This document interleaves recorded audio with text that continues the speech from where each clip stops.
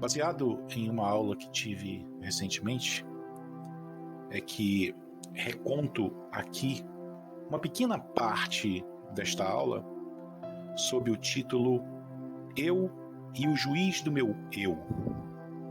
Eu e o Juiz do Meu Eu, com o objetivo de melhorar o relacionamento entre as pessoas.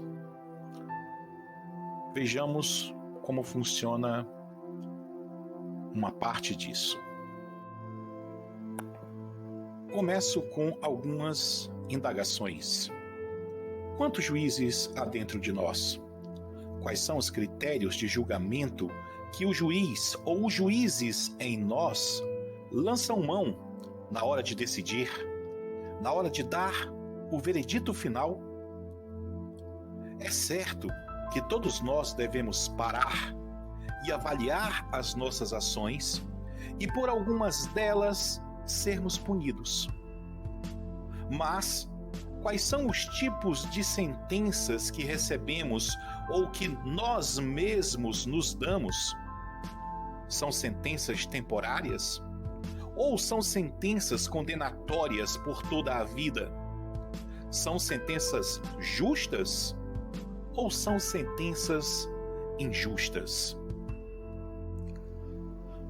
Há um ensinamento que diz o seguinte: todo homem tem dentro de si um juiz que busca justificar os seus atos, por mais errados que sejam esses atos.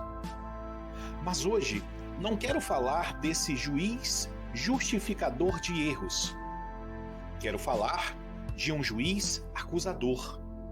Um juiz que geralmente acusa e condena com base em sua primeira impressão. Esse juiz acusa tanto o outro como o seu próprio eu. Quero falar mais voltado para o acusador do eu. Como sabemos, os juízes julgam com base na lei. Mas qual é a lei do juiz acusador em nós e acusador dos outros à nossa volta? Ao longo de nossa jornada, desde a nossa infância, temos juntado leis e mais leis e formado um livro jurídico em nossa mente. Essas leis vêm dos costumes, das crenças e dos valores da família em que nascemos, do meio em que vivemos, das instituições às quais participamos, das circunstâncias de vida pelas quais passamos, e muitas delas foram frutos de uma primeira impressão. E nós não paramos para analisar a veracidade, a realidade da lei. Apenas escrevemos em nosso livro jurídico e a partir de então as usamos como referência para condenar ou para absolver nossos atos em julgamentos secretos em que só o seu eu e o juiz do seu eu participam. Por que o julgamento com base na primeira impressão pode ser ruim? É porque a partir do momento em que a temos, ela passa a ser o nosso padrão mental. E qualquer outra impressão agora tem que lutar para entrar onde a primeira entrou e se instalou sem esforço algum e de graça. Tudo que vier depois tem que provar tanto que está correto como que o outro está errado. Mas você já adotou a primeira impressão. Faz parte da sua casa, da sua família. A outra é como uma estranha tentando falar mal de quem você gosta. Então, fica fácil para o juiz do seu eu acusá-lo e condená-lo. Todas as vezes em que você fizer algo que vai contra o código jurídico de sua mente. E não estou discutindo aqui se o código em sua mente é certo ou errado. Mas, se você deu a oportunidade de analisar, reestudar o seu código e se você não parou para contestar a sua sentença. Porque o juiz do seu eu é impiedoso. Ele aparece e diz: você deve ser condenado.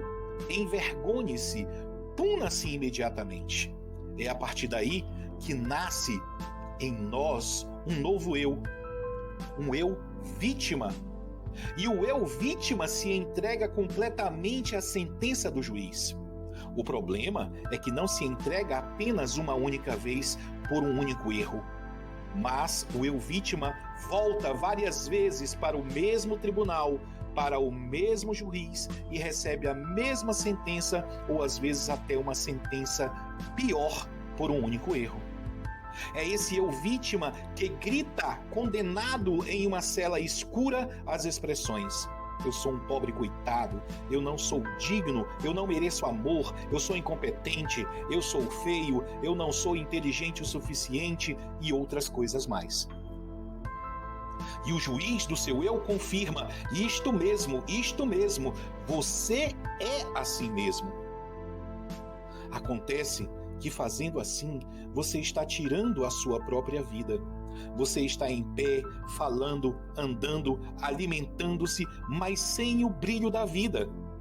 E há casos em que os sentimentos são tão fortes que se tornam fatais. Tudo baseado no sistema jurídico pessoal, na mente da pessoa. São essas coisas que causam a sensação daquilo que se chama medo. Uma vida cheia de medos não é vida, é um pesadelo. A própria pessoa, por aceitar condenações repetidas em sua vida, abre feridas em seus sentimentos e cria o veneno emocional e entra no corredor da insegurança que dá acesso à porta do quarto da depressão. Esse é o motivo pelo qual precisamos de uma coragem imensa para desafiar as nossas próprias crenças. Ora, será que isso é realmente justiça? Se fazer sentir de tal modo por toda a sua vida? Pois todas as vezes que sua memória retorna, seu corpo, sua alma é submetida a todas essas sensações negativas e prejudiciais? Você não deve pagar mais de uma vez, mas apenas uma vez, e você já pagou pelo seu erro. Quantas vezes você já pagou por um único erro cometido? Quantas vezes você já sofreu por um único erro que cometeu em algum momento da vida e por isso se castiga sempre? De tempos em tempos, volta para o castigo. Se o juiz em sua mente está fazendo isso com você, saiba que ele está errado. Ele está agindo de modo injusto e o seu código de lei também não é justo. Então, você não pode aceitar esses norteadores em sua vida e aceitar passivamente o sofrimento, viver com medo, criar dramas emocionais, feridas, depressões. Desse modo, a vida é um pesadelo.